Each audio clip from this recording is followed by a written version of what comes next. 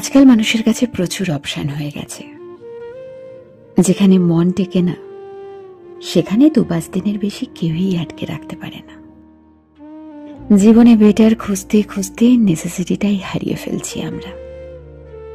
সম্পর্কের ক্ষেত্রেও সামনের জনের ভালোটাকে আমরা যত সহজে গ্রহণ করি, খারাপটা ঠিক ততটাই দূরে সরিয়ে রাখি। অথচ ভালো খারাপ মিলিয়েই একটা গোটা মানুষ। অ্যাডজাস্টমেন্ট শব্দটা ন্যারো হতে হতে প্রায় বিলীন হয়ে যাচ্ছে। কেউ চলে যাওয়ার পর আফসোস করে বলছি, না রে, he or she was not my type.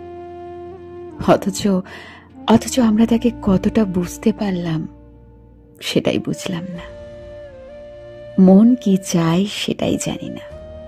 ভীষণভাবে মুহূর্তে বাঁচি আমরা।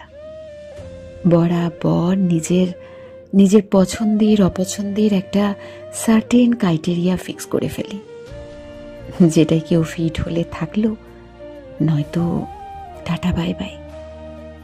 একটা চুলের ক্লিপ, জিন্সের প্যান্ট, প্রিন্টেড টি শার্ট কেনার জন্য জীবনে আপনাকে চুজি হতে হবে।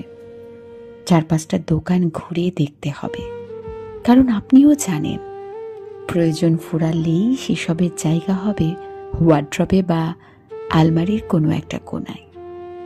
ফের নতুন কিছু।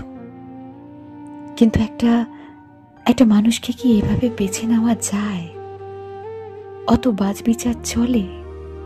তুমি হয়তো আজ 30% এফর্ট দেবে আর আমি 70%। কাল আবার উল্টোটা হবে। আর এভাবেই আমরা রোজ রোজ মিলেমিশে একসাথেই থেকে যাব। এমনটা হয় না? এমনটা নয় কেন?